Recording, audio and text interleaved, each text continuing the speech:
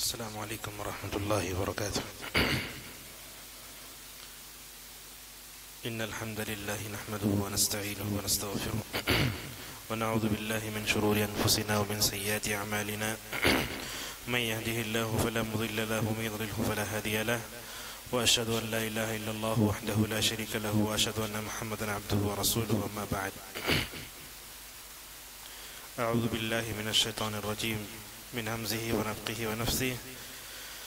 تتجافى جنوبهم عن المضاجع يدعون ربهم خوفا وطمعا ومما رزقناهم ينفقون فلا تعلم نفس ما أخفي لهم من قرة أعين جزاء بما كانوا يعملون.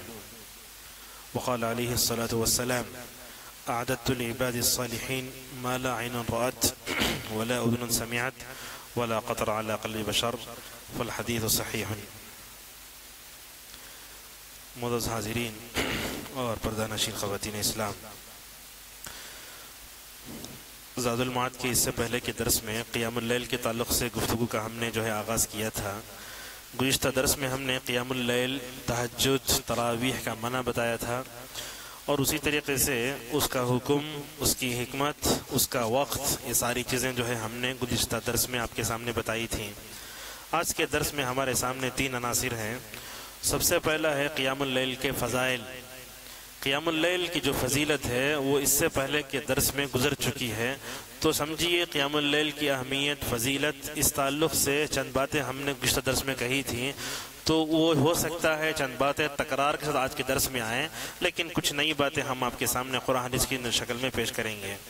دوسرا جو ہمارا عنصر ہے وہ بہت اہم معرکۃ الآراء مسئلہ ہے، قیام اللیل کے رکعات کی تعداد. رمضان آتے ہی 20 رکعت 8 رکعت کا مسئلہ آتا ہے، تو اس میں ہم اختلاف سے اٹھتے ہوئے علامہ البانی رحمہ اللہ کا جو موقف ہے وہ بہت صاف ہے، ستھرا ہے، اور اختلاف سے نکلنے کا ایک انہوں نے ہمیں راستہ بتایا ہے. تو علامہ البانی کا ہم قول ذکر کریں گے، اور کچھ علماء کا اقوال بھی ذکر کریں گے. اور درس کے آخری میں جو ہمارا موضوع ہے وہ ایسے ہے کہ قیام اللیل کے آداب کیا ہیں. ایک بندہ رات میں اٹھتا ہے تو کیا وہ ڈائریکٹ تہجد کی نماز پڑھنا شروع کر دے؟ کیا اس کے لیے کچھ آداب ہیں؟ تو اہل علم نے اس کے کچھ آداب ذکر کیے ہیں. انشاءاللہ 8 9 10 آداب ہیں، وہ بھی ذکر کریں گے. سب سے پہلے ہم نے حمد و صلاۃ کے بعد سورہ سجدہ کی ایک آیت پڑھی جو اس سے پہلے درس میں پڑھی جا چکی ہے. اللہ تبارک و تعالیٰ نے مومنین کا تذکرہ کیا. تتجافى جنوبهم عن المضاجع، کہا کہ مومن اپنے بستر کو چھوڑ دیتا ہے. یدعون ربهم خوفا وطمعا، اللہ تعالیٰ کی امید کا، اللہ تعالیٰ کی رحمت کا امیدوار ہوتے ہوئے اور اس کے عذاب سے ڈرتے ہوئے. تو کیا کرتا ہے؟ ایسے لوگوں کی اللہ تبارک تعریف کی ہے کہ جو اپنے آنکھوں سے، اپنے جسم سے نیند کو جھاڑتے ہوئے اللہ تبارک و تعالیٰ کو پکارنے کے لیے چلے جاتے ہیں. تو یہ آیت جہاں آئی ہے آپ دیکھتے ہیں مومنین کے اللہ تبارک و تعالیٰ نے تعریف کرنے کے بعد ان کو بہترین بدلے کا وعدہ فرمایا. اللہ تبارک و تعالیٰ نے کیا کہا؟ فَلَا تَعْلَمُ نَفْسٌ مَا أُخْفِيَ لَهُم مِّن قُرَّةِ أَعْيُنٍ. کہا دنیا میں کوئی نفس نہیں جانتا کہ آنکھوں کی ٹھنڈک کو کس طرح چھپایا گیا ہے. یعنی جنت اور اس کی نعمتیں ہم اس کو سوچ کر ہی ہماری آنکھیں ٹھنڈے ہو جاتی ہیں. اللہ تبارک و تعالیٰ نے یہ کہا، اللہ کے تبارک و تعالیٰ یہ کہتا ہے کہ آنکھوں کی ٹھنڈک جو چھپائی گئی ہے، جنت کیا ہے وہ سب اللہ تعالیٰ نے چھپا دیا ہے، اور یہ بدلہ ہے جو کچھ وہ عمل کرتے تھے. تو اس حدیث سے، اس آیت سے یہ معلوم ہوا کہ جو لوگ قیام اللیل کرتے ہیں اللہ تبارک و تعالیٰ نے ان کو نعمت بری جنت کا وعدہ فرمایا ہے. یہاں آیت کے اس ٹکڑے میں علامہ حسن بصری رحمہ اللہ نے بڑے پتے کی بات کہی. کیا یہ جو اللہ تبارک و تعالیٰ نے جنت کی نعمتوں کو ہمارے چھپا کر رکھ دیا ہے، اس کو اور تہجد کو جوڑ کر بتایا. تھوڑی گہری بات ہے سمجھنے کی. کہا جب رات میں اٹھ کر بندے سب سے چھپ چھپا کر اللہ تبارک و تعالیٰ کے سامنے کھڑے ہو کر نماز پڑھتے ہیں تو اللہ تبارک و تعالیٰ نے ان کا بدلہ بھی چھپا دیا. جب یہ سارے دنیا والوں سے چھپ کر نماز پڑھنے لگے، جب سارے لوگ سو گئے، بندہ ریاکاری سے دور ہو گیا اور اللہ تعالیٰ سے اتنا قریب ہوا، تو حسن بصری رحمہ اللہ فرماتے ہیں کہ چھپ چھپا کر نماز پڑھنے کا نتیجہ یہ ہوا کہ اللہ تبارک و تعالیٰ نے اپنی جزا، اپنا انعام، اپنے اعزاز کو بھی چھپا دیا، اور کہا کہ تم جیسا کہ اللہ کے نبی صلی اللہ علیہ وسلم فرماتے ہیں، اللہ تعالیٰ حدیث قدسی میں فرماتا ہے کہ میں نے اپنے نیک بندوں کے لیے ایسی جنت تیار کر رکھی. وہ جنت کیسی ہے؟ کہا ما لا عین رات، کسی آنکھ نے آج تک اس کو دیکھا نہیں ہے۔ کہا ولا اذن سمعت، اور نہ کسی کان نے سنا ہے، ولا خطر علی قلب بشر، اور نہ کسی انسان کے دل پر اس کے بارے میں کوئی چیز گزری ہے۔ اب تنہائی میں بیٹھ کر جنت کی نعمتوں کو اگر تصور کر سکتے نہیں کر سکتے، اللہ تبارک و تعالیٰ نے اور رسول اکرم صلی اللہ علیہ وسلم نے یہ بات بتائی، تو معلوم یہ ہوا کہ جو لوگ رات میں اٹھ کر چھپ چھپا کر اللہ تبارک و تعالیٰ کو خوش کرنے اور اس کی قربت اختیار کرتے ہیں، تو اللہ تبارک و تعالیٰ نے ان کے لیے جنت کو لکھ دیا ہے، اور یہ جنت ان کو ایسے ملے گی، فرمایا جزاء بما كانوا يعملون، یہ تہجد پڑھنے کی وجہ سے ہے۔ اور اسی طریقے سے قیام اللیل کے فضائل میں اہل علم یہ بھی لکھتے ہیں کہ قیام اللیل کرنا تقوی کی علامت ہے۔ اگر ہم اپنے زندگی میں تقوی پیدا کرنا چاہتے ہیں تو تقوی کے بہت سارے ہمارے پاس وسائل ہیں، حرام کو چھوڑ دینا، رزق حلال کھانا، اللہ پہ ایمان لانا، بہت چیزیں ہیں، لیکن کہا تقوی کی دولت سے مالا مال ہونا چاہتے ہو تو تہجد کا اہتمام کرو۔ اور آج کے زمانے میں تقوی کی بڑی کمی ہے، آپ دیکھیں گے تقوی 1000 میں ایک، پوری امت میں اتنے افراد انگلیوں پر گنے جیسے متقین، اپنے آپ کو جو ہے حرام چیزوں سے بچا کر اللہ تعالیٰ کی منہیات سے بچ کر اس کے مامورات کو اپنانے والے۔ اور اللہ تبارک و تعالیٰ نے یہ کہا سورہ زاریات میں پہلے رکوع میں کہا ان المتقین فی جنات وعیون، تو آگے چل کر کہا کانوا قلیلا من اللیل ما یہجعون، متقین کون ہوتے ہیں؟ رات میں بہت کم سوتے ہیں، رات میں بہت کم سوتے ہیں، اکثر حصہ جو ہے تہجد میں لگاتے ہیں۔ اور اسی طریقے سے اللہ تبارک و تعالیٰ نے قیام اللیل کے فضائل میں بڑے نرالے انداز میں سورہ زمر میں اس کی طرف اشارہ فرمایا۔ کہا اللہ تبارک و تعالیٰ نے کہ جو رات بھر کھڑے ہو کر اللہ تعالیٰ کی اطاعت کرتا ہے وہ بہتر ہے یا دوسرا بہتر ہے؟ یعنی رات میں کھڑے ہو کر قیام اللیل کر رہا ہے ایک آدمی، اللہ سے اللہ تعالیٰ کی ان آیتوں کو پڑھ رہا جس میں عذاب کا ذکر ہے، وہ بہتر ہے جو سو رہا ہے؟ وہ بہتر ہے جو حرام کاری میں ہے؟ تو اللہ تبارک و تعالیٰ نے آگے کہا کہ قل هل يستوي الذين يعلمون والذين لا يعلمون، یہ آیت عموماً اہل علم کی فضیلت کے بارے میں بیان کی جاتی ہے، لیکن آپ یہاں دیکھ سکتے ہیں کہ اللہ تبارک و تعالیٰ نے قیام اللیل کے فضائل کا ذکر کرتے ہوئے آگے فرمایا کہ اللہ کے سامنے کھڑے ہو کر تہجد کا اہتمام کرنے والا اور دوسرا اللہ کے پاس برابر نہیں ہو سکتے۔ یہ اللہ تبارک و تعالیٰ کی بہت بڑی نعمت ہے جس کو یہ نعمت مل جائے۔ اور اسی طریقے سے قیام اللیل کے فضائل میں ایک حدیث یہ بھی ہے، فرمایا کہ رات کی نماز دن کی نماز سے بہتر ہے۔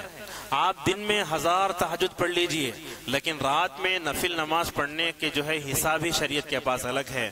چنانچہ رسول اللہ صلی اللہ علیہ وسلم نے فرمایا افضل الصلاة بعد الفریضة صلاة اللیل، آپ نے کہا فرض نمازوں کے بعد سب سے اچھی نماز رات کی نماز ہے، فرض نمازوں کے بعد سب سے افضل نماز رات کی نماز ہے۔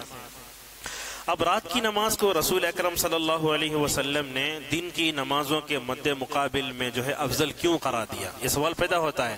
آدمی دن میں نفل پڑھے الگ لذت آتی ہے، لیکن رات میں جو ہے پڑھے تو اس وقت الگ لذت ہے۔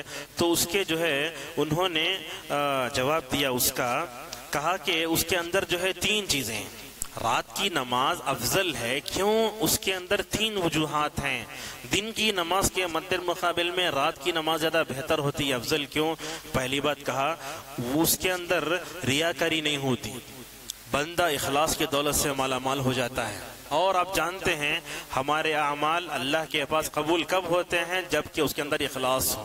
تو اگر ہم اخلاص کی دولت سے مالا مال ہونا چاہتے ہیں تو رات کی نمازوں کا ہمیں اہتمام کرنا پڑے گا۔ اور آپ جانتے ہیں جو تہجد کے پابند ہوتے ہیں اور جن کی شخصیت پر اور جن کی انفرادی اور اجتماعی زندگی پر جب قیام اللیل کا اثر ہوتا ہے تو آپ دیکھتے ہیں دن میں ان کی زندگی کیسے گزرتی ہے۔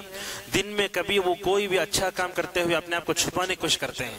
یہ اصل میں قیام اللیل کی نمازوں کا اچھا اثر ہے انسان کی زندگی پر۔ تو کہا ابن رجب حنبلی رحمہ اللہ نے کہ رات کی نماز بندے کو اخلاص کے قریب کرتی ہے، اس واسطے رات کی نماز افضل ہے۔ دوسری وجہ بیان کرتے ہوئے کہا لِأَنَّ صَلَاةَ اللَّيْلِ فِيهَا مَشَقَّةٌ، کہا کہ رات کی نماز میں مشقت ہے۔ دن میں آپ کھڑے ہو کر نماز پڑھو، نیند نہیں ہوتی ہے، نماز پڑھ لیتے ہیں آرام سے، لیکن رات میں اپنی آنکھوں سے، اپنے جسم سے، بستر سے اٹھنا خود یہ اپنے نفس سے جہاد ہے۔ اٹھے بندہ نہ پانی کو نہ دیکھے، اپنے بیوی بچوں کو چھوڑ چھاڑ کے، جوانی بڑھاپا کچھ نہ دیکھے، ایسی صورت میں کھڑے ہو کر نماز پڑھے تو یہ اللہ تبارک و تعالیٰ کو بہت پسند آتی ہے۔ تو اس میں مشقت ہے، اور یہ ہم نے جو مشقت کی بات کی کہ اس میں تکلیف ہے، تو یہ اللہ تبارک و تعالیٰ نے خود بیان فرمایا سورہ مزمل میں، کہا ان ناشئۃ اللیل ہی اشد وطئا واقوم قیلا، یعنی رات میں کھڑے ہو کر نماز پڑھنا بہت مشقت ہے۔ اور آپ یہ بھی جانتے ہیں کہ رات میں کھڑے ہو کر نماز پڑھنے سے جو مشقت ہوتی ہے، اس مشقت کے ساتھ اس میں لذت بھی ہے۔ آپ دن میں نماز پڑھ کے دیکھیں کتنے لمبی لمبی صورتیں، لیکن رات میں کھڑے ہو کر نماز پڑھنے میں لذت، وہ ایمانی مٹھاس جو آپ کو حاصل ہوگی وہ دن کی نمازوں میں حاصل نہیں ہو سکتی۔ یہ دوسری وجہ ہے۔ تیسری وجہ کہا القراءۃ فیہا اقرب الی التدبر والتفکر والخشوع، کہا کہ رات کی نماز زیادہ بہتر ہونے کی وجہ یہ ہے کہ اس میں بندے کو 3 اور چیزیں حاصل ہوتی ہیں۔ پہلی چیز یہ ہے کہ بندہ قرآن میں غور و فکر کر سکتا ہے۔ دن میں کھڑے ہو کر آپ نماز پڑھیں گے، ادھر سے آوازیں آئیں گی، آپ کا ذہن دھندلائے گا، آپ کا ذہن جو ہے بھٹک جائے گا، لیکن رات کی نماز جو ہوگی قرآن میں تدبر کرنے، قرآن میں غور و فکر کرنے کا آپ کو موقع ملے گا کہ اللہ تبارک و تعالیٰ کیا کہتا ہے۔ اسی لیے آپ دیکھیں گے رسول اکرم صلی اللہ علیہ وسلم کبھی کبھی تو تہجد کی نمازوں میں کھڑے ہو کر ایک آیت کو صبح تک دہراتے تھے۔ کیوں؟ وہ لذت، وہ اس میں مٹھاس اور جو اس میں مزہ ملتا ہے شاید اس کو بیان نہیں کر سکتے۔ تو قرآن میں غور و فکر کرنے کا سب سے بہترین ذریعہ ہے، جیسا کہ اللہ کے نبی صلی اللہ علیہ وسلم کے بارے میں آیا ہے، کہا ابو ذر رضی اللہ عنہ نے ان تعذبهم فإنهم عبادك وإن تغفر لهم فإنك أنت العزیز الحکیم پڑھ کر اتنا رویا رسول اللہ صلی اللہ علیہ وسلم نے، جبرائیل آ گئے۔ اگر پوچھا یہ محمد تم کو رونے کی ضرورت کیا ہے، تو رسول اکرم صلی اللہ علیہ وسلم نے فرمایا میری امت میری امت۔ جیسا کہ حضرت ابراہیم کو اپنی امت کی فکر تھی، حضرت عیسیٰ کو اپنی امت کی فکر تھی، وہ دونوں آیتیں پڑھ کر رحمت للعالمین صلی اللہ علیہ وسلم کا دل اتنا یہ ہو گیا کہ کہنے لگے میری امت میری امت۔ تو جبرائیل علیہ السلام فوراً واپس گئے اللہ تبارک و تعالیٰ کے پاس، جا کر جو ہے کہنے لگے کہ حضرت محمد رسول اللہ صلی اللہ علیہ وسلم کو اپنی امت کے بارے میں اندیشہ ہے۔ تو اللہ تبارک و تعالیٰ نے پھر جبرائیل کو بھیجا رسول اللہ صلی اللہ علیہ وسلم کے پاس، یہ کہہ کر اے محمد دیکھو ہم جو ہے تم سے راضی ہیں، ہم تم سے راضی ہیں، اور ہم تم کو اپنی امت کے بارے میں کوئی برا اندیشہ کرنے کی ضرورت نہیں ہے۔ تو کیا سمجھ میں آ رہا ہے؟ رسول اکرم صلی اللہ علیہ وسلم اس آیت کو پڑھ کے اتنا تدبر کر رہے ہیں، اتنا تدبر کر رہے ہیں کہ آپ کی آنکھوں میں آنسو آئے، اور جبرائیل اترے، اور جب تک جواب واپس نہ آیا رسول اکرم صلی اللہ علیہ وسلم روتے رہے۔ تو معلوم یہ ہوا کہ رات کی نمازوں میں قرآن میں غور و فکر کرنے کا بڑا عجیب آتا ہے، اور ہم یہ تجربہ خود بتاتے ہیں۔ آپ دیکھیے حرمین کی جو نماز کی ریکارڈنگ ہوتی ہے، فرض نمازوں کی قرات کا انداز الگ ہوتا ہے، اور اسی طریقے سے تہجد کی نمازوں کا قرات ہی الگ ہوتی ہے، اور جو ہے تراویح میں جو قرات پڑھ جاتی ہے اس میں قرات ہی الگ ہوتی ہے۔ لہٰذا تہجد کی تلاوت کو سن کر دیکھیے صلاح البدیر کی، عبد الرحمن سدیس کی، پڑھنے کا انداز ہی الگ ہوتا ہے، وہ ایسی لذت والی قرات ہوتی ہے کہ وہ قرات ان کو اس سے پہلے ملی نہیں، وہ نرالے انداز سے قرآن پڑھتے ہیں۔ تو لہذا سمجھ میں آتا ہے کہ تدبر کا بڑا وقت ہے، اور اسی طرح کہا تفکر، سوچنے کا موقع آتا ہے کہ اللہ تبارک و تعالیٰ کیا کہہ رہا ہے، جیسا کہ ابن مسعود رضی اللہ تعالیٰ عنہ نے کہا جب بھی قرآن میں یا ایھا الذین آمنوا کا آواز آئے تو تمہارے کانوں کو شوق سے کھڑا ہو جانا چاہیے۔ کیسے ہونا چاہیے؟ اللہ تبارک و تعالیٰ یا ایھا الذین آمنوا کہہ کر کسی بھلائی کا حکم دے گا یا تو کسی برائی سے روکے گا۔ تو تہجد کی نماز میں کھڑے ہو کر کتنی مرتبہ ہم یا ایھا الذین آمنوا پڑھتے ہیں، سمجھیے اللہ تبارک و تعالیٰ ہم سے خطاب کر رہا ہے، اور اللہ تبارک و تعالیٰ سے ہم بات کر رہے ہیں۔ یہ تصور آئے گا تو نماز کے پڑھنے قرات میں تدبر تفکر بہت پیدا ہوگا۔ اور اسی طریقے سے آپ جانتے ہیں اور ایک فائدہ اس میں یہ ہوگا کہ خشوع، نمازوں میں خشوع خضوع پیدا ہوگا۔ نمازوں میں خشوع خضوع کیسے؟ خشوع کا مطلب نماز میں کھڑے ہو کر آپ کی توجہ پوری اللہ کی طرف، اس کی خوشنودی کی طرف اور اس کی کتاب کی طرف، رسول صلی اللہ علیہ وسلم کے طریقے کے مطابق نماز پڑھنا، یہ خشوع۔ اور ابھی بھی یہ بھی سن لیجئے، قیامت کے قریب زمانے میں رسول اکرم صلی اللہ علیہ وسلم نے کہا میری امت میں سب سے پہلے خشوع اٹھا لیا جائے گا۔ یہ وہ زمانہ ہے، آج نمازوں میں خشوع خضوع ختم ہو گیا ہے، اور آپ صلی اللہ علیہ وسلم نے یہ فرمایا حتی لا تری فیہا خاشعا، کہا مسجد میں کوئی خشوع خضوع کا نماز پڑھنے والا ملے گا نہیں۔ تو آپ صلی اللہ علیہ وسلم نے آج سے 1400 سال پہلے جو بات بتائی وہ اچھی طرح ہمیں سمجھ میں آتی ہے کہ خشوع خضوع امت سے اٹھا لیا گیا ہے، اور خشوع خضوع کے ساتھ نماز پڑھنے والے انگلیوں پر گنے جا سکتے ہیں، اور خصوصاً یہ نئے وسائل آنے کے بعد تو ہماری پوری جو ہے توجہ انہی پر ہوتی ہے۔ اب مثال کے طور پر نماز پڑھ رہے ہیں، اگر آپ موبائل ایسے رکھیں گے تو کالا آنا آپ کو دکھ رہا ہے، الٹا رکھیے تاکہ آپ کی نماز میں خلل پیدا نہ ہو۔ تو یہ سب چیزیں ہم اس پر توجہ دیں گے تو نمازوں میں خشوع خضوع آئے گا۔ تو کہا بندہ اخلاص کے قریب ہوتا ہے، رات کی نماز میں مشقت کے ساتھ لذت بھی ہے، قرآن میں تدبر، تفکر اور خشوع خضوع یہ سب چیزیں کب ملتی ہیں؟ رات کی نمازیں ملتی ہیں۔ تو یہاں تک علامہ ابن رجب حنبلی رحمہ اللہ کی بات ختم ہوئی۔ اب پھر دو بار آتے ہیں قیام اللیل کے فضائل کی طرف۔ عبداللہ ابن سلام رضی اللہ تعالیٰ عنہ نے کہا کہ یہ قیام اللیل جنت میں جانے کا ایک ذریعہ ہے، چنانچہ آپ نے فرمایا وَصَلُّوا بِاللَّيْلِ وَالنَّاسُ نِيَامٌ تَدْخُلُوا الْجَنَّةَ بِسَلَامٍ، کہا کہ تم نماز پڑھو رات میں جبکہ سارے لوگ سو رہے ہوں، تو تم جنت میں سلامتی کے ساتھ داخل ہو جاؤ گے۔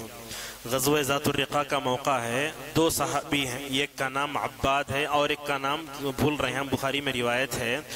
وہ قصہ ایسے ہے کہ رسول اکرم صلی اللہ علیہ وسلم رات میں اسلامی قافلے کا پڑاؤ کر رہے تھے کسی جگہ۔ آپ نے دو صحابہ کو مأمور فرمایا کہ تم کیا کرو، باری باری جاگ کر جو ہے تم جو ہے باری باری جاگ کر ہمارے قافلے کی تم حفاظت کرو۔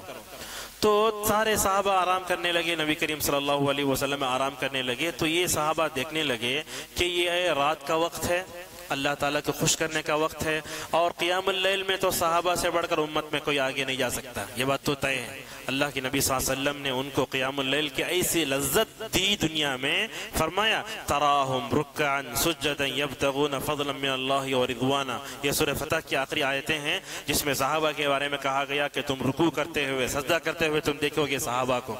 تو کیا کیا، عباد رضی اللہ تعالیٰ عنہ کی باری آئی تو کیا کیا، وہ رات میں دیکھتے ہیں کہ سب لوگ سو رہے ہیں، اچھا وقت ہے، اٹھ کر جو ہے قیام اللیل کرنے لگے۔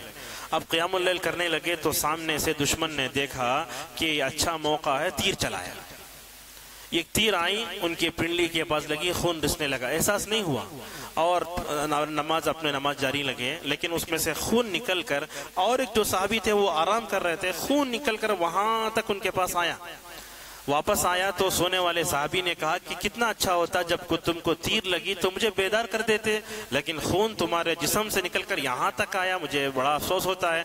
تو اس وقت دیکھیے قیام اللیل کی لذت عباد رضی اللہ تعالیٰ عنہ نے محسوس کی۔ اس وقت کہا میں ایسے نماز پڑھ رہا تھا، مجھے تیر کے لگنے کا احساس تک نہیں ہوا، اور میں اس لذت کو ختم کرنا نہیں چاہتا تھا جلد۔ دیکھیے صحابہ کرام کیسے تھے۔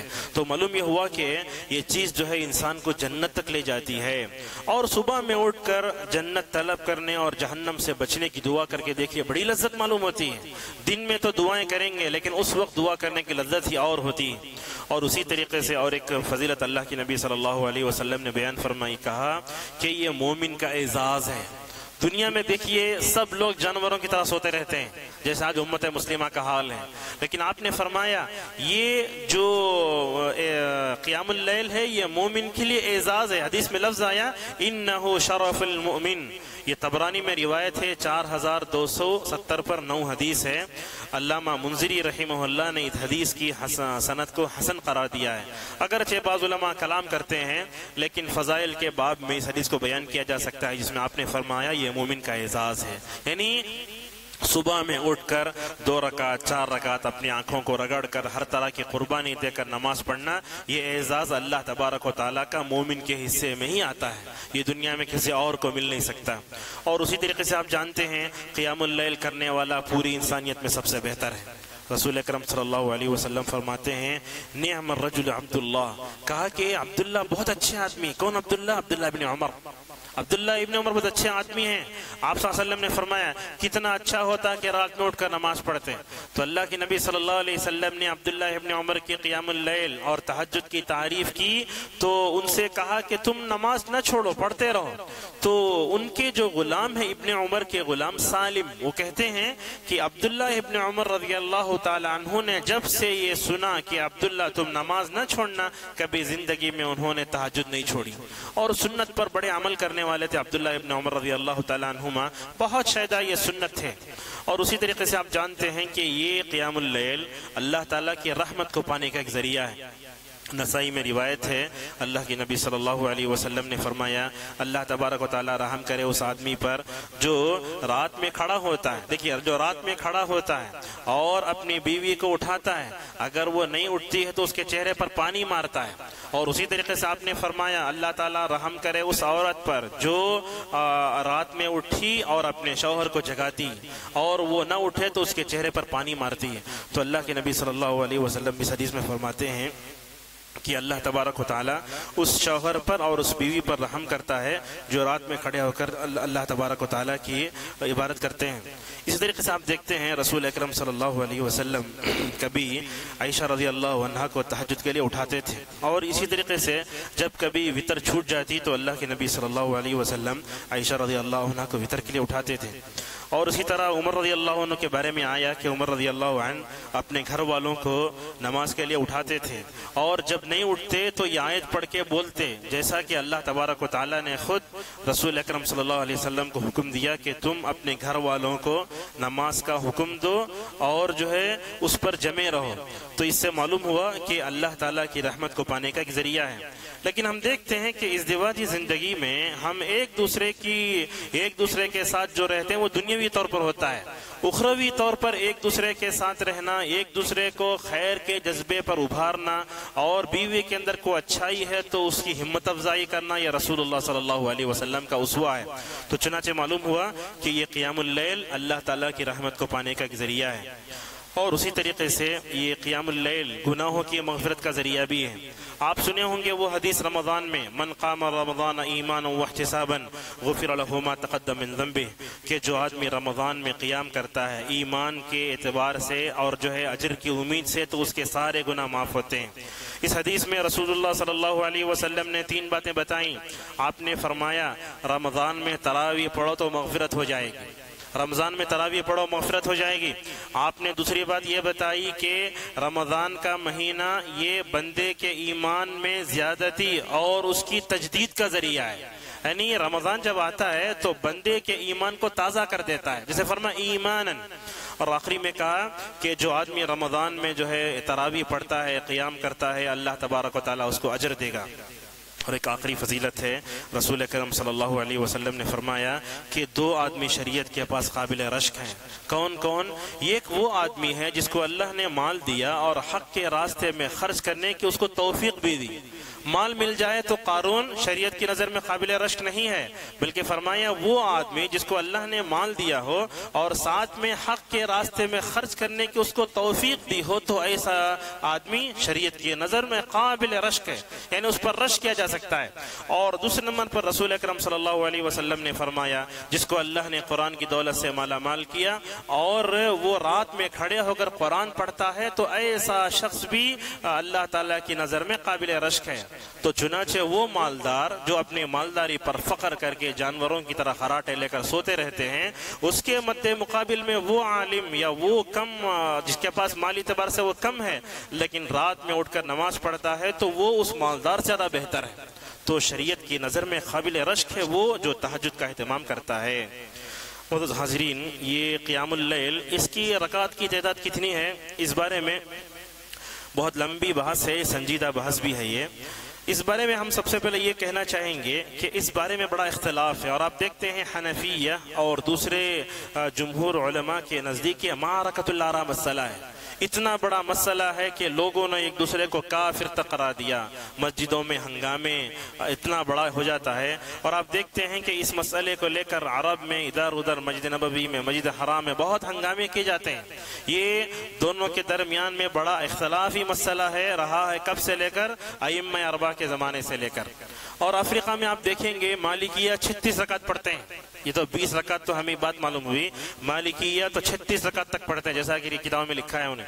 اب تو یہاں سوال یہ ہے کہ اس کے بارے میں کیا ہے۔ سب سے پہلی بات ہم سب سے پہلے آپ کے سامنے ابن عثیمین کا فتویٰ نقل کرنا چاہیں گے۔ ان سے پوچھا گیا کہ قیام اللیل کی رکعت کی تعداد کتنی ہے، تو انہوں نے کہا حتمی طور پر اس کی کوئی محدود تعداد نہیں ہے۔ دوسری بات کہا رسول اللہ صلی اللہ علیہ وسلم رمضان اور غیر رمضان میں 11 رکعت زیادہ نہیں پڑھتے تھے، یہ روایت ہے۔ اور اسی طریقے سے ایک روایت انہوں نے ذکر کی ہے کہ رسول اکرم صلی اللہ علیہ وسلم سے صحابہ نے پوچھا ما تقول فی صلاۃ اللیل، کہا کہ تم رات کی نماز میں کیا کہتے ہو، تو فرمایا صلاۃ اللیل مثنا مثنا، رات کی نمازیں 2 رکعت۔ اور اس کے بعد کہا کہ ہر ایک آدمی اپنی اپنی طاقت کے مطابق اس کو پڑھے گا، اگر اس کے اندر نشاط ہے، چستی ہے تو پڑھ لے کتنی رکعتیں، اگر کم ہے تو وہ کم پڑھ کر سو جائے۔ اور اسی طریقے سے علامہ بن باز رحمہ اللہ سے پوچھا گیا تو انہوں نے کہا علی کل حال ھذا یرجع الی قدرتہ، کہا کہ یہ آدمی کی طاقت اور اس کی دلچسپی پر موقوف ہے، وہ جتنا دلچسپی رکھے گا اتنا ہی جو ہے اس کو جو ہے یہ کہے گا۔ اور اسی طریقے سے جب اس کے بارے میں وہی باتیں کہی گئیں تو ہم نے دیکھا کہ اس میں جو ہے اقوال بھی ہیں۔ حنفیہ کہتے ہیں 8 رکعت، امام ابو حنیفہ رحمہ اللہ کا یہ قول جہاں 20 رکعت کا ہے، وہیں جو ہے 8 رکعت کا بھی یہ قول انہی کا ہے۔ اور اسی طریقے سے مالکیہ کہتے ہیں 12 رکعت، امام شافعی رحمہ اللہ کہتے ہیں اس کی کوئی تعداد نہیں ہے۔ تو یہ جو ہم نے آپ کے سامنے فتوے ذکر کیے اور علماء کے اقوال ذکر کیے، ان تمام کو ذکر کرنے کے بعد سب سے اچھا موقف ہمیں نظر آیا علامہ البانی رحمہ اللہ کا۔ بہت اچھی بات، دلیل کی بنیاد پر، تعصب، کسی کی طرفداری نہیں اور کسی کی کوئی بات نہیں، اس میں انہوں نے بہت اچھی بات کہی۔ اور آپ جانتے ہیں قیام اللیل کے نام سے کتاب ہی انہوں نے لکھی، اس کا اردو میں ترجمہ بھی ہو چکا ہے۔ تو اس میں کیا لکھتے ہیں علامہ البانی رحمہ اللہ، اس کتاب کی سب سے بڑی خوبی یہ ہے کہ انہوں نے اس کتاب میں تراویح کے تعلق سے، تہجد کے تعلق سے جتنی حدیث ہیں سب کو جمع کیا۔ یہ ان کا سب سے بڑا کارنامہ ہے۔ آپ دیکھتے جائیے قیام اللیل کے عنوان پر امام مروزی رحمہ اللہ نے بھی کتاب لکھی ہے، لیکن علامہ البانی رحمہ اللہ نے اس کتاب میں قیام اللیل سے متعلق جتنی حدیثیں ہیں تمام حدیثوں کو جمع کیا اور اس کے طرق بھی بتائے کہ کہاں کہاں سے حدیث آ رہی ہے اور امت کا عمل کیسے رہا ہے وہ بھی بیان کیا۔ اور آپ جانتے ہیں وہ کہتے ہیں اس کتاب میں 11 رکعت والی زیادہ صحیح روایت ہے۔ کیوں؟ اس لیے کہ اس کی 2 وجوہات ہیں۔ ایک وجہ تو یہ ہے کہ اس کی روایت کرنے والی عائشہ رضی اللہ تعالیٰ عنہ ہے، اور رسول اکرم صلی اللہ علیہ وسلم اکثر نفل نماز گھر ہی میں پڑھا کرتے تھے، اور آپ نے جو 3 دن نماز پڑھائی تھی جماعت کا وہ بھی 11 رکعت ہی تھی، وہ 20 رکعت نہیں تھی۔ تو چنانچہ عائشہ رضی اللہ عنہ کی روایت ہے اور وہ خود بخاری مسلم میں ہے کہ اللہ کے نبی صلی اللہ علیہ وسلم 11 رکعت سے زیادہ نہیں پڑھتے تھے۔ اور اسی طریقے سے انہوں نے ایک حوالہ دیا، کہا ایک عالم ہیں علامہ استاد نصیب الرفاعی، انہوں نے تو اس موضوع پر ایک مستقل رسالہ لکھا ہے، اس کا نام بتایا اوضح البیان فیما ثبت فی السنت فی قیام رمضان۔ یہ کتاب مستقل لکھی جس میں نصیب الرفاعی رحمہ اللہ نے یہ بتایا کہ 8 رکعت ہی زیادہ بہتر ہے۔ اب کیا کیا، یہ کتاب لکھی علامہ نصیب الرفاعی رحمہ اللہ نے، تو وہ کتاب لکھی تو 20 رکعت کے قائلین نے اس کتاب کا جواب دیا۔ علامہ نصیب الرفاعی نے کتاب لکھی جس میں بتایا کہ خلفائے راشدین کا عمل بھی 8 رکعت کا تھا۔ یہ کتاب لکھی تو اس کا جواب دیا حنفی علماء نے، حنفی نہیں پورے جو بھی 20 رکعت کے قائل تھے۔ اور جب اس کتاب کا جواب دیا تو انہوں نے اس میں 3 چیزوں کا اضافہ کیا۔ ایک تو سب سے پہلے انہوں نے ضعیف روایتوں کا سہارا لیا، دوسرا اس باب میں انہوں نے موضوع حدیث کا سہارا لیا، اور تیسری بات کمزور اقوال کا بھی سہارا لیا۔ اور آپ جانتے ہیں رسول اکرم صلی اللہ علیہ وسلم کی صحیح حدیث کے مد مقابل میں صحابہ کی بات بھی نہیں چلتی، حالانکہ اتنا اس میں جو ہے شریعت اور علماء اس میں اتنی زیادہ دقت سے کام لیتے ہیں۔ تو نصیب الرفاعی رحمہ اللہ نے کتاب لکھی، تو علماء نے جو ہے 20 رکعت کے قائلین نے اس کا جو ہے رد لکھا، ضعیف، موضوع اور کمزور افعال کا سہارا لیا۔ لیکن جب بات یہ آئی تو کیا کیا، اس کے اوپر علامہ البانی رحمہ اللہ نے رد لکھا، اور علامہ البانی رحمہ اللہ نے رد لکھا تو اس میں انہوں نے تقریباً جو ہے اپنی اس کتاب کو 7 رسائل میں تقسیم کیا، اور اس میں انہوں نے ثابت کیا ہے کہ حضرت عمر رضی اللہ تعالی عنہ کی طرف 20 رکعت کی جو روایت صحیح نہیں ہے۔ بالکل آپ جو ہے پورے طرق کو جاننا چاہتے ہیں، تعصب کا چشمہ نکال کر اگر آپ دیکھنا چاہتے ہیں تو آپ کو سمجھ میں آئے گا کہ حضرت عمر رضی اللہ تعالی عنہ کی طرف 20 رکعت کی جو نسبت ہے وہ صحیح نہیں ہے، بلکہ کہا یہ ضعیف ہے۔ اس کے بعد انہوں نے اور ایک بات کہا کہ کسی بھی صحابی سے 20 رکعت کا ثبوت نہیں ہے، کسی بھی صحابی سے 20 رکعت کا ثبوت نہیں ہے، اور کہا کہ یہ 20 رکعت کا ثبوت یہ خلاف سنت ہے، اور یہ 20 رکعت کے جو قائلین ہیں اصل میں وہ عائشہ رضی اللہ تعالیٰ عنہ کی حدیث سے ٹکراتے ہیں۔ عائشہ کہتی ہیں رسول اکرم صلی اللہ علیہ وسلم رمضان اور غیر رمضان میں 11 رکعت سے نہیں پڑھتے تھے، لیکن حضرت عمر کی طرف جو منسوب کر کے کہا گیا کہ وہ 20 رکعت پڑھتے تھے، کہا ضعیف روایت ہے، اور سارے صحابہ میں سے کسی سے یہ ثابت نہیں کہ انہوں نے 20 رکعت پڑھی ہو۔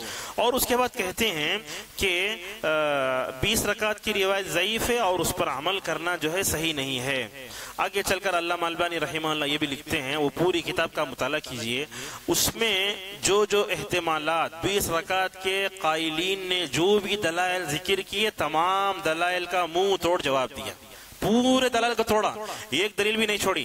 آخر میں کہتے ہیں العبادات کلها توقیفیہ وہذا متفق بین العلماء، کہا کہ عبادت جو ہوتی ہے یہ اللہ اور اس کے رسول صلی اللہ علیہ وسلم کی طرف سے معین ہوتی ہے، یعنی رسول اکرم صلی اللہ علیہ وسلم نے 8 رکعت معین کیے، یہ روایت بخاری مسلم میں آئی۔ چنانچہ یہ چیز کہ اللہ اور اس کے رسول صلی اللہ علیہ وسلم نمازوں کی رکعت کی تعداد کے بارے میں ہمیں جو بتائیں اسی پر عمل کرنا ہوگا، یہ امر اور یہ پہلو علماء کے درمیان میں متفق علیہ ہے۔ چنانچہ بتائیے یہ کیسے ہو سکتا ہے، عمر رضی اللہ تعالیٰ عنہ جیسا شخص حدیث پر عمل کرنے والا 20 رکعت کیسے پڑھا سکتا ہے؟ اور آپ خود جانتے ہیں جب انہوں نے 20 رکعت کا جو ہے سہارا لیا ضعیف روایت کا، تو علامہ البانی رحمہ اللہ نے خود ذکر کیا، جیسا کہ موطا میں امام مالک رحمہ اللہ نے ذکر کیا ہے، محمد ابن یوسف ابن سائب رحمہ اللہ سے کہا عمر رضی اللہ تعالیٰ عنہ نے ابی ابن کعب کو نماز پڑھانے کا حکم دیا، اور ابی ابن کعب رضی اللہ تعالیٰ عنہ 11 رکعت نماز پڑھاتے تھے۔ اور ہم آپ کو یہ بھی بتائیں اس معاملے میں آپ جانتے ہیں حدیثوں کی کتابوں کی طباعت کا جو مسئلہ ہندوستان میں ہے، اس مسئلے میں بھی اس 20 رکعت کے بارے میں بڑا کھلواڑ ہوا۔ دیوبند سے سنن ابی داؤد چھپتی تھی، جیسا کہ ہمارے استاد حفیظ الرحمن اعظمی عمری مدنی حفظہ اللہ ہم کو پڑھاتے تھے، جو فی الوقت جامعہ دارالسلام کے ناظم ہیں، تو انہوں نے اس بارے میں ایک بات ہمیں یہ بتائی، ترمذی پڑھا رہے تھے کلاس میں، تو انہوں نے بتایا ایک وقت ایسا آیا سنن ابی داؤد دیوبند سے چھپی، ایک وقت چھپی تو اس میں 20 لیلتن کا ذکر تھا کہ ابی ابن کعب رضی اللہ تعالیٰ عنہ نے 20 رات نمازیں پڑھائی۔ کتنی رات؟ 20 رات تک نمازیں پڑھائی ابی ابن کعب رضی اللہ تعالیٰ عنہ نے۔ یہ چھپی دیوبند سے سنن ابی داؤد، لیکن حنفیہ چونکہ 20 رکعت کے قائل ہیں، جب 5 سال بعد وہ کتاب چھپی تو انہوں نے لیلتن کو ہٹا کر وہاں رکعتن رکھ دیا، کہا کہ 20 رکعتیں۔ یہاں دیکھیے حدیث میں ہیرا پھیری، یہاں اس سے بات سمجھ میں آتی ہے کہ جو حق ہے وہ صحیح سامنے آ جاتا ہے۔ تو لیلتن 20 راتوں تک ابی ابن کعب رضی اللہ تعالیٰ عنہ نے نماز پڑھائی، انہوں نے لیلتن کو ہٹا کر وہاں رکعتن کر کے بتایا۔ اور نسخہ ہمیں دکھایا گیا، اچھی طرح معلوم ہوتا ہے کہ فلاں سال کے نسخے میں لیلتن کا ذکر ہے، اور جب بعد میں دیکھا گیا تو رکعتن کا ذکر آتا ہے۔ تو بہرحال ہم اس میں بتانا یہ چاہیں گے کہ اختلافی مسئلہ ہے، اس کو لے کر آپس میں اختلاف کرنا، کفر تک چلے جانا اور ایک دوسرے پر کیچڑ اچھالنا، یہ سب چیزیں ہیں سلف کے خلاف ہیں۔ اور اس مسئلے میں سب سے اہم چیز یہ ہے کہ ہم اختلاف کرنا جانتے ہیں لیکن اختلاف کا طریقہ اور سلیقہ نہیں جانتے، بہت اہم ہے۔ کسی پر بھی رد کریں، ادب کے دائرے میں رہیں اور سلیقے کے ساتھ جو ہے مکمل طور پر جو ہے دوسروں پر رد کریں۔ صالح فوزان حفظہ اللہ کو دیکھیے، علامہ بن باز رحمہ اللہ ان کے بارے میں کہتے تھے کہ امام اہل سنہ والجماعہ ہے اپنے وقت میں، اور صالح فوزان کو آپ دیکھیں گے کسی بھی شخص کے بارے میں ان کو پوچھا گیا فلاں کے بارے میں فلاں کے بارے میں، وہ کبھی جو ہے شخصیت پر رد نہیں کرتے۔ کیسے کرتے؟ شخصیت کا جو فکرہ ہے اس پر رد کرتے ہیں۔ ایک مرتبہ انہوں نے محمد بن عبد الرحمن العریفی، جو زندگی سے فائدہ اٹھائیں جب دنیا ریزہ ریزہ ہو جائے گی، اس کے مؤلف ہیں، تو انہوں نے شاید کچھ باتیں ایسی کہی تھی جو اسلام کے یا تو اسلام کے مزاج کی اور کے بارے علماء کی جو ہے خلاف تھی باتیں وہ، تو ان کے بارے میں پوچھا گیا صالح فوزان حفظہ اللہ سے کہ آپ جو ہے زیادہ عریفی پر رد کرتے ہیں، تو انہوں نے کہا ہمیں عریفی کی شخصیت سے کچھ بھی لینا دینا نہیں ہے، بلکہ انہوں نے جو فکرہ پیش کیا اس فکرے پر ہمیں رد کرنا ہے، اور ہمارے اس رد کرنے کا مقصد اس حق کو بیان کرنا ہے۔ تو لہٰذا ہم اتنی تفصیل اس کو یوں بیان کر رہے ہیں کہ 20 رکعت کا جو مسئلہ ہے ائمہ اربعہ کے زمانے سے لے کر آج تک مختلف مسئلہ رہا ہے، اور قیامت تک یہ حل ہونے والا نہیں ہے۔ کیوں؟ اس لیے کہ امت تعصب کا شکار ہو گئی ہے اس معاملے میں، لہذا ضرورت ہے کہ ہم تعصب کا چشمہ نکالیں، اور رسول اکرم صلی اللہ علیہ وسلم کے زمانے اور عمر کے زمانے میں جو صحیح روایتیں وہ بتاتی ہیں کہ 11 رکعت ہی عمر رضی اللہ عنہ کے زمانے میں پڑھی گئی ہیں۔ یہ 20 رکعت کا جو معاملہ ہے وہ ضعیف ہے، اور ان کی طرف سے جو ہے یہ ہوا ہے۔ اس کے بعد علامہ البانی رحمہ اللہ نے اس بارے میں بہت اچھی 2 باتیں اور کہیں، کہا کہ قیام اللیل کی یا رکعات کی تعداد میں اختلاف کیوں پیدا ہوا، ائمہ اربعہ کے زمانے سے اس مسئلے میں اختلاف کیوں پیدا ہوا، اس کا ہی بڑا اچھا جواب دیا۔ انہوں نے کہا رسول اکرم صلی اللہ علیہ وسلم سے قیام اللیل کے بارے میں جو رکعات کی تعداد ہے اس روایت سے ناواقفیت کا نتیجہ ہے۔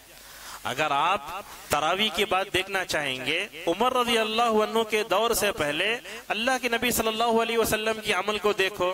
ہم کیا کرتے ہیں؟ ڈائریکٹ حضرت عمر کی عمل کو دیکھتے ہیں، کہاں دیکھو، کہاں حضرت محمد رسول اللہ صلی اللہ علیہ وسلم کے عمل کو، کہ اللہ کے نبی صلی اللہ علیہ وسلم 11 رکعت سے بڑھ کر نہیں پڑھتے تھے، لہٰذا اس پر ہم توجہ دیں مکمل۔ تو اس بارے میں جو روایتیں آئی ہیں وہ روایتیں اگر انسان پڑھ لے تعصب کے بغیر تو انسان اس کا اعتراف کر لے گا۔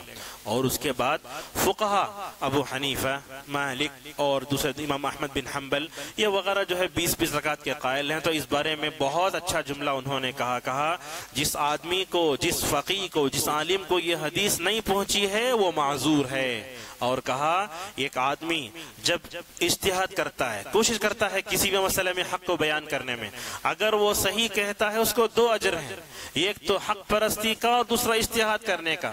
اگر اس نے غلطی کی تو اس کو اجتہاد کا اجر ملے گا، یہ بات انہوں نے بتائی۔ اور دوسری بات کہا کہ یہ قیام اللیل کے رکعات کی تعداد میں جو اختلاف ہوا ہے اس میں اختلاف کی دوسری وجہ یہ ہے رسول اکرم صلی اللہ علیہ وسلم سے اور عمر رضی اللہ تعالیٰ عنہ کا جو عمل آیا اس کو سمجھنے میں غلطی ہے۔ اور آپ جانتے ہیں یہ ہمیشہ علامہ ابن القیم رحمہ اللہ کی عبارت کو یاد رکھنا چاہیے جس میں وہ فرماتے ہیں صحت الفہم من اعظم ما انعم اللہ علی عبادہ، کہا قرآن و حدیث کی صحیح سمجھ اللہ کی بہت بڑی نعمت ہے۔ آپ جانتے ہیں دنیا میں جتنے جو ہے قبر پرست ہیں، شیعہ ہیں، یہ سب جو ہے گمراہ فرقے ہیں، یہ تمام جو ہے وجود میں آئے کیوں؟ انہوں نے قرآن و حدیث کو غلط سمجھا۔ تو یہ قرآن و حدیث کی صحیح سمجھ اللہ تعالیٰ کا بہت بڑا انعام ہے بندے پر۔ تو لہٰذا اللہ کے نبی صلی اللہ علیہ وسلم کے عمل عائشہ کو دیکھو، حضرت عمر رضی اللہ تعالیٰ عنہ کے عمل کو دیکھو، معلوم ہوا کہ دونوں کا عمل 11 کا تھا، 8 کا تھا، لہٰذا اسی پر جو ہے ہم کو یقین کرنا چاہیے۔ اور آپ جانتے ہیں ہر جمعہ خطیب اس خطب حج میں دہراتا ہے وَخَيْرُ الْهَدِي هَدِيُّ مُحَمَّدٍ صلی اللہ علیہ وسلم۔ کیا مطلب پڑھنے کا؟ کہا دنیا میں سب سے بہترین ہدایت کا راستہ رسول اللہ صلی اللہ علیہ وسلم کا ہے۔ تو چنانچہ ہم جو ہے اس جملے کو سنیں تو اس پر عمل کرنے کی بھی کبھی کوشش کریں۔ اور ایک حدیث ہے جس میں رسول اللہ صلی اللہ علیہ وسلم فرماتے ہیں دع ما یریبک الی ما لا یریبک، کہا جس میں تم کو شک ہے اس کو چھوڑ دو۔ اگر آپ کو شک ہے کہ عمر نے 20 پڑھی 8 پڑھی، عمر کے فعل کو چھوڑ دو۔ رسول اللہ صلی اللہ علیہ وسلم کی حدیث ہمارے لیے مکمل طور پر جو ہے دلیل ہے، چنانچہ اسی کو جو ہے ہم بنیاد بناتے ہوئے ہم یہ کریں۔ اب درس کے آخر میں تہجد کی جو آداب ہیں اس کا ہم ذکر کرنا چاہیں گے۔ دیکھیں گے علامہ مروزی رحمہ اللہ جنہوں نے مختصر قیام اللیل لکھی ہے، تو اس بارے میں انہوں نے تقریباً تفصیل سے اس کے بارے میں بیان کیا ہے، تو لہٰذا ہم جو ہے چند مختصر آداب اس آپ کے سامنے بیان کرنا چاہیں گے۔ جب بندہ قیام اللیل کے لیے اٹھنا چاہتا ہے اور بیدار ہونا چاہتا ہے تو سب سے پہلے ادب یہ ہے کہ وہ آدمی سو جائے۔ جیسا کہ ہم نے خود کہا تہجد کا مطلب سو کر بعد میں اٹھ کے پڑھے جانے والی نماز، جیسا کہ سنن نسائی میں ہے، ابو الدرداء رضی اللہ عنہ فرماتے ہیں رسول اللہ صلی اللہ علیہ وسلم نے وہی جو ہے بات کہی کہ رات میں آدمی اٹھے، اور اٹھنے کا مطلب سونا چاہیے۔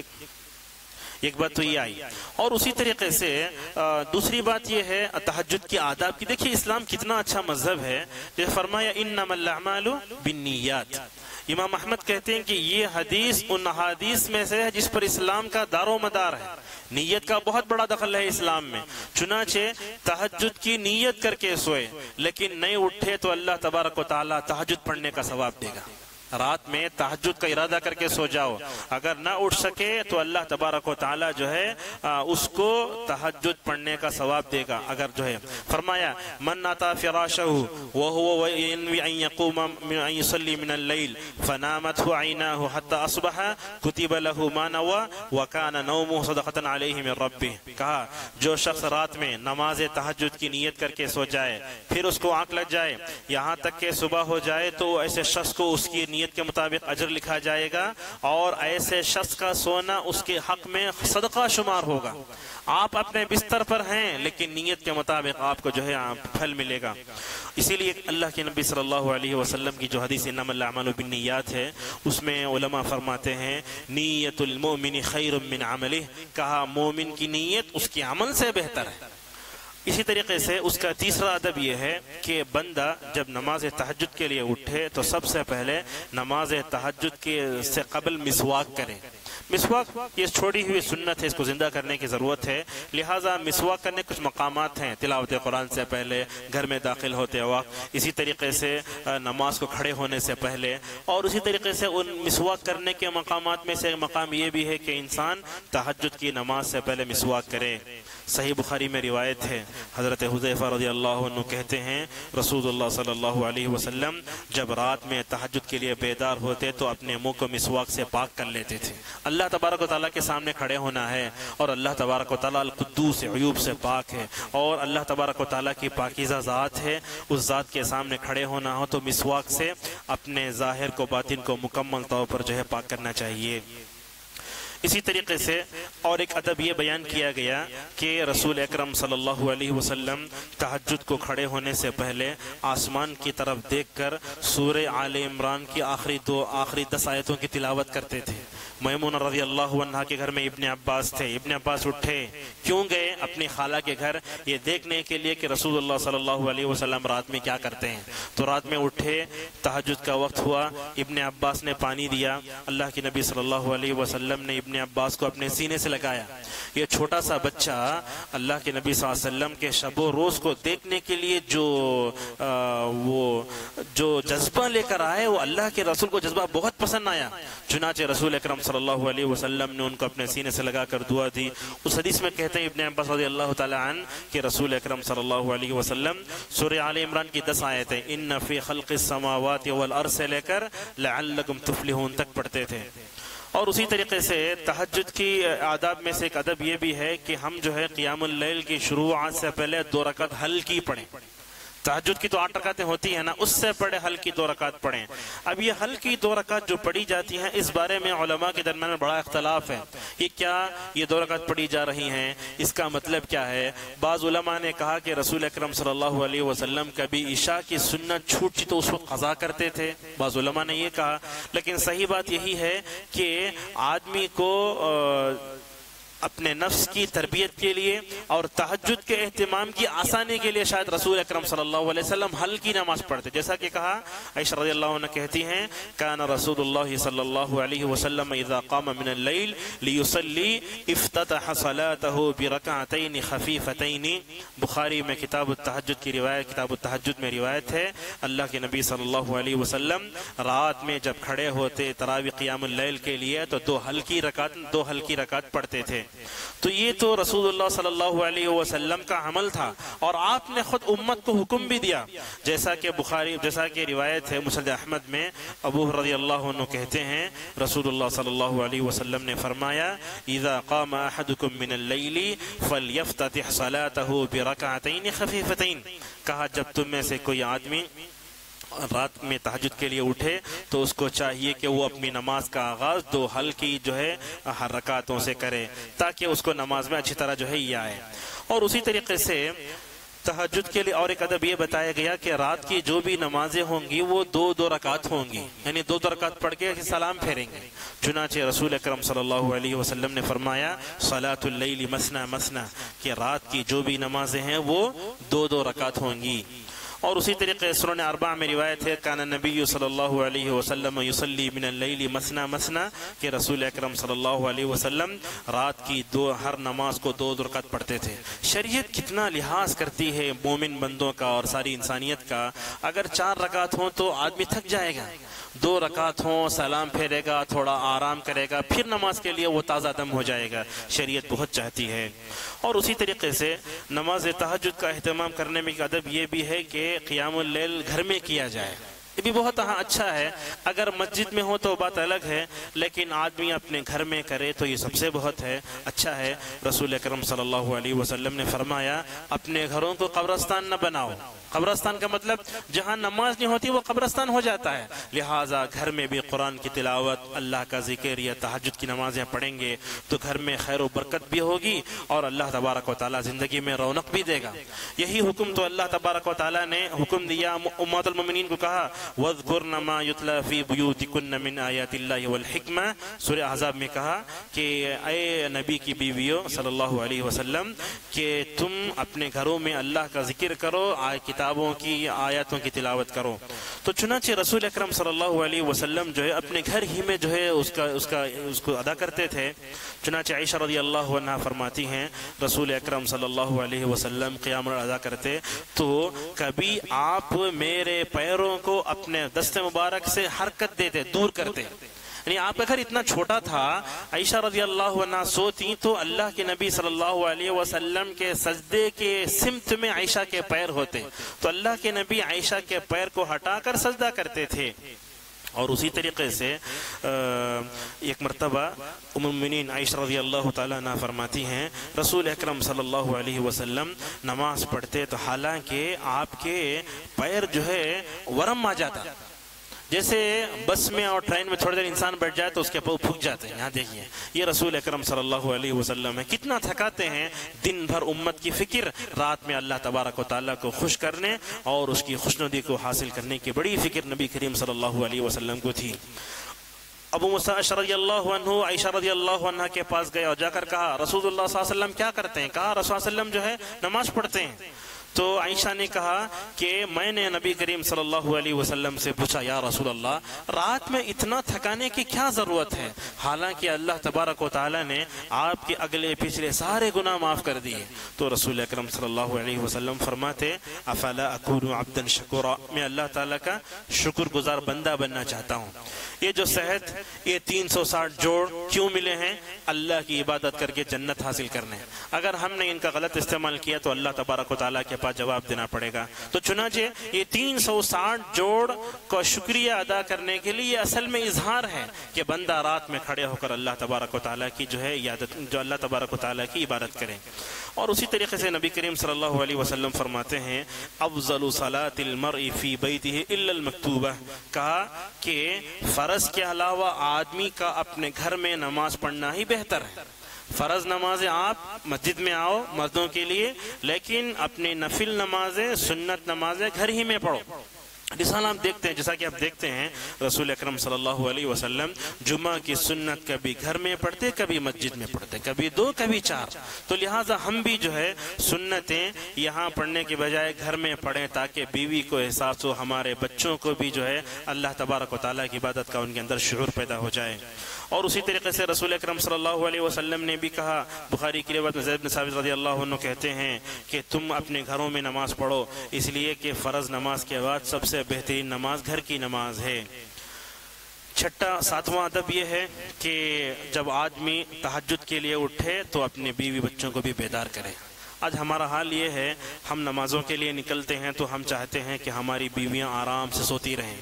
یہ ایمان کا تقاضا نہیں ہے. اللہ نے کہا قو انفسکم واہلیکم نارا، اپنے گھر والوں کو اور اپنے نفس کو جہنم کی آگ سے بچاؤ. تو اپنے بیوی بچوں کو نماز کی عادت ڈالو، ان کو نماز فجر کے لیے جو ہے بیدار کر کے جاؤ.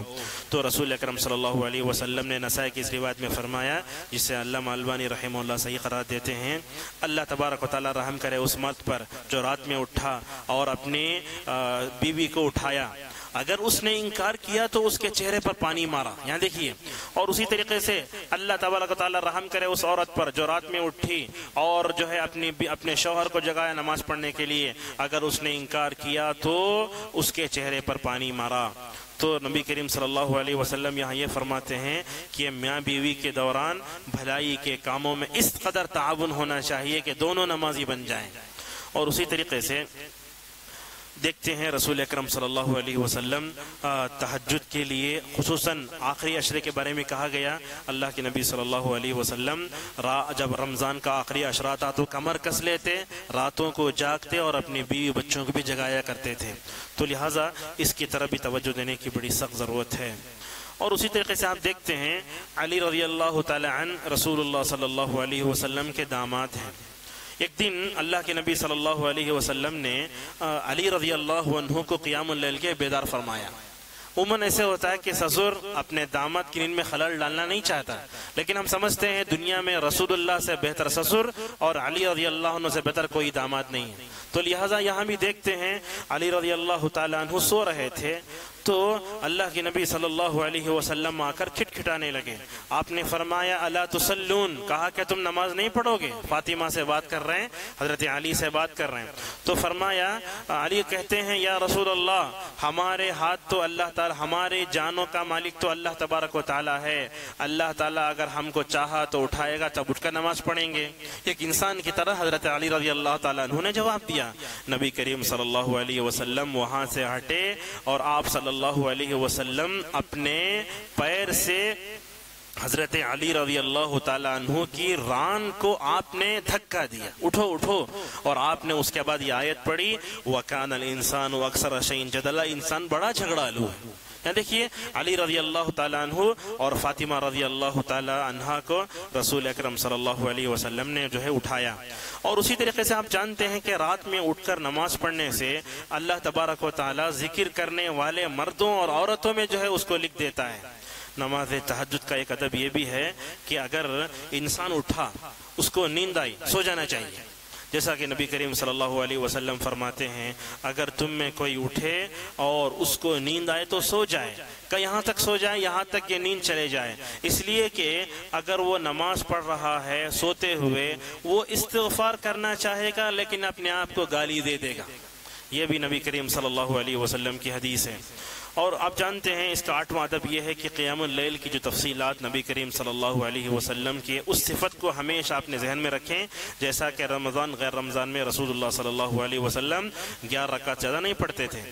اور ایک ادب یہ بھی ہے کہ نماز تہجد میں قیام، رکوع، سجدے دوسری نمازوں کے مد مقابل میں کچھ طویل ہونا چاہیے. جیسے فرض نمازوں میں رکوع سجدہ چھوٹا چھوٹا ہوتا ہے ویسا نہیں. حضرت حذیفہ بن یمان رضی اللہ عنہ کہتے ہیں رسول اللہ صلی اللہ علیہ وسلم کے ساتھ مجھے جو ہے ایک مرتبہ تہجد پڑھنے کا اتفاق ہوا. آپ صلی اللہ علیہ وسلم سورہ بقرہ پوری پڑھ گئے. میں یہ سمجھ رہا تھا کہ سورہ بقرہ پڑھ کے رکوع کریں گے, سوچ رہا ہوں سورہ نساء شروع کرنا ہے. سورہ نساء دیکھ کر میں نے کہا سورہ آل عمران شروع کریں. 6 بارے ایک ہی رکعت میں, اور وہ بھی یعلمون تعلمون والے قرات نہیں کہا. جہاں اللہ تعالیٰ کی رحمت کا ذکر ہوتا تو وہاں رک کر اللہ تعالیٰ کی رحمت کا سوال کرتے, اور جہاں جہنم کا ذکر آتا تو وہاں رک کر جو ہے مکمل طور پر سوال کرتے تھے. تو لہٰذا یہ معلوم ہوا کہ اللہ کے نبی صلی اللہ علیہ وسلم لمبی جو ہے قرات کرتے تھے, یہی ہونا چاہیے. یہاں سوال یہ آتا ہے کہ اگر کسی کو قرآن یاد نہ ہو تو کیا کرے؟ تو علماء نے نفل نماز میں قرآن دیکھ کر پڑھنے کی اجازت دی ہے, تو وہ آدمی پڑھ سکتا ہے.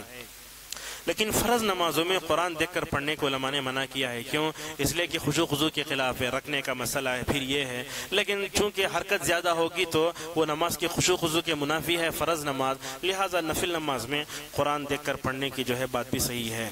اور اسی طریقے سے ایک ادب یہ بھی ہے کہ ہم لمبی قرات کریں, جیسا کہ رسول اللہ صلی اللہ علیہ وسلم نے فرمایا افضل الصلاۃ طول القنوت, کہ سب سے اچھی نماز وہ ہے جس میں لمبا قیام کیا جائے. لمبا قیام کا مطلب ایسے ہوا کہ آدمی کے پیروں میں سوج آ جائے, جیسے رسول اکرم صلی اللہ علیہ وسلم کرتے تھے. اس بارے میں ہم دیکھتے ہیں کہ کبھی تہجد کا اہتمام ہوا, لمبی نماز ہو گئی, تو نماز ہونے کے بعد مقتدیوں میں ہنگامہ شروع ہو جاتا ہے. لوگ پیر کو ایسے ویسے کرنے لگتے ہیں. دیکھیے مشقت جتنا اٹھائیں گے اللہ کے لیے اس میں لذت بھی آئے گی, اور آپ اس پر جتنا صبر کریں گے اجر بھی زیادہ ملے گا. تو اس پر صبر کرنا چاہیے آدمی کو, ہاں اس وقت نہیں کرنا چاہیے.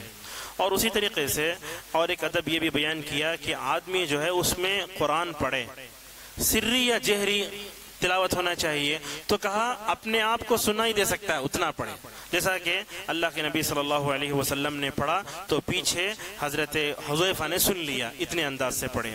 تہجد کا اور ایک ادب یہ ہے کہ اگر ہم اس کی عادت ڈالیں تو اس پر مداومت برتیں, ہمیشہ پڑھیں, 2 رکعت پڑھیں, ہر دن پڑھیں.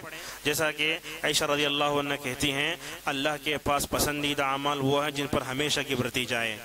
اسی لیے اللہ کے نبی صلی اللہ علیہ وسلم نے عائشہ رضی اللہ تعالیٰ عنہ کی اس روایت معلوم ہوتا, عبداللہ بن عمرو بن عاص کہتے ہیں, فرمایا اے عبداللہ تم جو ہے اس طرح نہ ہو جاؤ جو چھوڑے نماز پڑھے, بلکہ ہمیشہ اس کے جو ہے اہتمام کرو. اسی طریقے سے بعض روایتوں میں یہ بھی آیا کہ رسول اکرم صلی اللہ علیہ وسلم کبھی جو ہے وتر کی نماز سواری پر بھی پڑھتے تھے, فرض نہیں پڑھتے تھے. کبھی کبھی سواری پر جو ہے آپ صلی اللہ علیہ وسلم وتر پڑھتے تھے. اسی طریقے سے اور ایک ادب یہ ہے قیام اللیل کا کہ ہم خشوع خضوع کا لحاظ رکھیں, یعنی جو بھی پڑھ رہے ہیں مکمل طور پر جو ہے اس کے بارے میں یہ ہونا چاہیے. اس کے بارے میں حافظ صلاح الدین حفظہ اللہ نے ایک اچھی بات لکھی ہے, کہا خشوع سے مراد قلب و جوارح کی یکسوئی انہماک ہے. قلبی یکسوئی یہ ہے کہ نماز کی حالت میں قصہ خیالات و وساوس کے ہجوم سے دل کو محفوظ رکھے, نماز اور اپنے اللہ تعالیٰ کی عظمت و جلالت کا نقش اپنے دل میں بٹھانے کی کوشش کریں. یعنی ہم جس ذات کو پکار رہے ہیں وہ دنیا اور آخرت کے سب سے بڑی ذات ہے. ایسا رعب دبدبہ اللہ تبارک و تعالیٰ کا اپنے دل میں بٹھائیں. اعضائے جوارح کی یکسوئی ہے کہ ادھر ادھر نہ دیکھیں. مثال کے طور پر آپ کھڑے ہوئے ہیں, سامنے دیکھ رہے ہیں, ادھر دیکھ رہے ہیں, ادھر دیکھ رہے ہیں, اس کی طرف توجہ نہیں ہونا چاہیے. کھیل کود نہ کریں, بالوں کپڑوں کے سدھار میں زیادہ وقت نہ لگائے, بلکہ خوف و خشیت اور عاجزی کی ایسی کیفیت طاری ہو جیسے عام طور پر بادشاہ کسی بڑے شخص سے سامنے کھڑے ہونے کے وقت ہمارا حال ہوتا ہے. اور اسی طریقے سے آخری ادب یہ ہے نماز تہجد کا کہ نماز تہجد جماعت ساتھ پڑھنا چاہیے یعنی تو تنہا پڑھنا چاہیے. اس بارے میں ایک بات یہ ہے کہ حضرت عمر رضی اللہ تعالیٰ عنہ نے جماعت ساتھ پڑھائی. حضرت اللہ کے نبی صلی اللہ علیہ وسلم نے 3 دن تک جماعت ساتھ پڑھائی. چوتھے دن آپ نکلے نہیں. صحابہ نے پوچھا یا رسول اللہ کیوں نہ آپ نہیں نکلے؟ تو فرمایا مجھے ڈر ہو رہا تھا کہ کہیں امت پر فرض نہ ہو جائے. کتنے مہربان تھے رسول اکرم صلی اللہ علیہ وسلم امت پر. تو چنانچہ اللہ کے نبی کے زمانے کے بعد سے وہ حضرت ابو بکر کے زمانے تک شاید وہ تہجد تنہا ہی لوگ پڑھتے تھے. لیکن عمر نے جب دیکھا کہ لوگ ادھر ادھر بیٹھے ہوئے ہیں تو آپ رضی اللہ تعالیٰ عنہ نے لوگوں کو بلا کر ابی ابن کعب کو امام بنا کر کہا کہ تم 20 دن تک جو ہے ان لوگوں کو نماز پڑھاؤ. تو لہٰذا رمضان میں تراویح باجماعت ہو سکتی ہے.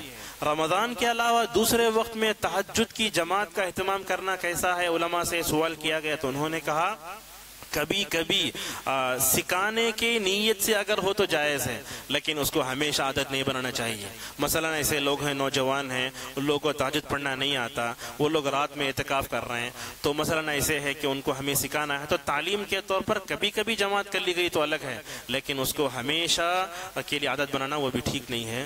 تو یہاں تک یہ چیز ختم ہوتی ہے، انشاءاللہ اور باتیں آگے بیان کی جائیں گی۔ اللہ تبارک و تعالیٰ سے دعا ہے کہ ٹھنڈی کی ان راتوں میں تہجد کا اہتمام کرنے کی ہمیں توفیق عطا فرمائے، اور تراویح کے بارے میں جو صحیح موقف ہے اللہ کے نبی صلی اللہ علیہ وسلم کا، تعصب کے بغیر اس کو تسلیم کرنے کی توفیق عطا فرمائے۔ وآخر دعوانا الحمدللہ رب العالمین۔